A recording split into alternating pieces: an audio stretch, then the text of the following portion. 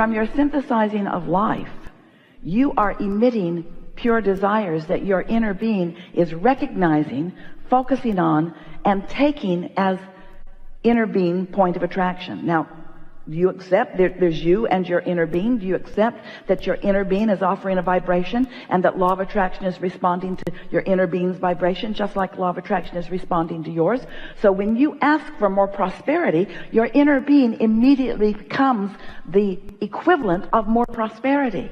But if you don't immediately become the equivalent of prosperity vibrationally, as in being optimistic or anticipation, then there's a vibrational difference between you and your inner being, and that's when you feel doubt or fear or worry or jealousy or anger or whatever those feelings around money often are. But you've got to find some way of syncing up with the way your inner being feels about this. And when you do, now there's no contradiction in your vibration. There's no tug of war going on. Now you and your powerful inner being are standing in the eye of the vortexual hurricane that law of attraction is causing around you, and more money is coming to you. But in your anticipation, positive anticipation, you're letting it in. You're not keeping it out. Now that's just the law-based explanation of how the money comes to you. Now another way that we are wanting to explain this to you is that when you feel good, you're in sync with your inner being. And when you're in sync with your inner being, that means you're in what we're calling the receptive mode of what your inner being has already amassed and attracted. So if you can accept the prosperity that your inner being already is, then you can be the receptive translator of that vibrational prosperity into the manifestation of what you want. This non-physical aspect of you that exists, that is attracting the things that you are asking for to this specific vibrational context that you now have ready access to, this is a reality. But because you can't translate it yet, then you often see absence of money rather than presence of money, even though there is a vibrational presence of money. How do I turn these thoughts to things? Because I can't spend the idea of money. I'm worried, I'm afraid. So what does that mean? So that means you're not looking at the money that's coming in the way that your inner being is looking at the money that's coming. Where does anything come from? Everything comes out of the vortex. You are a lovely bunch of people on this planet, and you are trucking no resources in from other planets. And yet your economy continues to expand. Where is it coming from? It's coming from life and from asking. So this is the part that we're really wanting you to hear. So can you accept at all that there is a vibrational version that you have not realized yet? If you accept that it's there, then this is the question that we want you to contemplate. If it exists in vibrational form, how does it become a reality? How does the idea of prosperity translate into something that is in my bank account? How do I turn those vibrations to those thoughts, to those things? How does that happen? Well, it happens by your practicing the thoughts that allow it to turn to those things, not practicing the opposite of those thoughts. And we say, we know that what you're living feels so real because what you are feeling is turning to things all the time.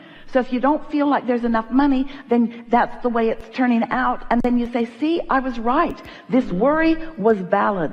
This worry was accurate because I worried about this, and this is the way that it is. See, I'm right. I'm right to worry. And we say, the universe will respond to the vibration that you emit. So you have to show yourself something different. It's there. How are you going to get it out? How are you going to be the realizer of it? Well, you've got to understand that it's broadcasting to you. If you can understand creation in terms of broadcasting and receiving, broadcasting and receiving, broadcasting and receiving, broadcasting and receiving. So your inner being is broadcasting prosperity, but you're broadcasting doubt. How's that working out? Your inner being is broadcasting one thing, you're broadcasting another. Can you set your radio dial on 106 FM and hear what's being broadcast on 98.7? Can you receive from a different frequency? You've got to line up with the frequency that your inner being is broadcasting. So that's the first big question that we want to put to you. Do you believe that through your life you have created a vibrational version of your prosperity, and that your inner being stands holding it, knowing it, being it, and broadcasting it. And since your inner being is broadcasting it, what does that mean about your inner being's experience relative to law of attraction? If your inner being is broadcasting prosperity, what does that mean is coming back to your inner being? That vortex is dynamic. It's dynamic, it's growing, it's big, it's riches that you cannot identify yet, and it's real. So you want some of it, just a little of it, please. There's enough in your vortex to keep you thriving for 20 or 30 lifetimes. That's how dynamic it is. That's how big it is. And you want some of it. How are you going to get it? You got to tune your tuner to the frequency of what your inner being is broadcasting, which is what we're calling the receptive mode. You got to get in the receptive mode. You've got to think like your inner being thinks in order to be in that receptive mode. You can't be focused on the absence of what you want and tune your tuner to what your inner being is broadcasting. And your inner being is not going to change its broadcast to match yours ever. Your inner being is going to stand in your prosperity. You got to find a way to be there too. We're not saying to you what you want is out there teasing you into a good life. That's not our point. We're saying what you want is out there. It's there. It's real. You see, we have the advantage of having known the vision of this planet before the planet existed. So we know how thought precedes form.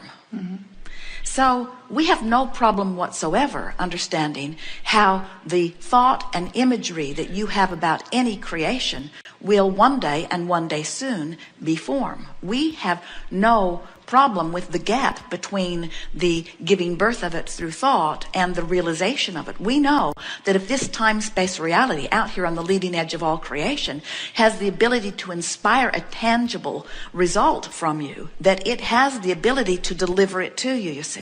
So we're not encouraging you to just think happy thoughts so that you'll be content in the absence of what you really want in terms of manifestation.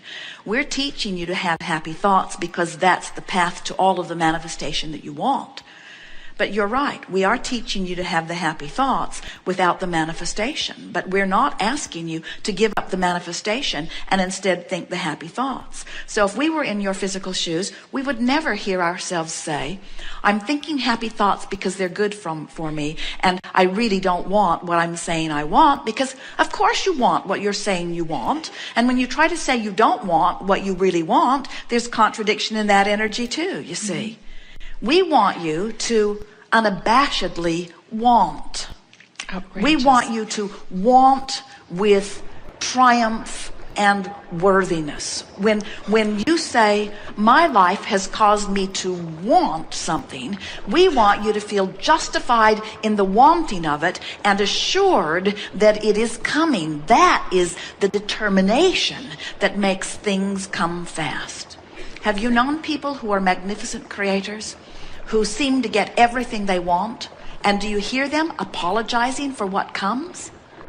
Most human friends find them a little arrogant. Oh, they just expect everything to come to them. And we say, yeah, they do.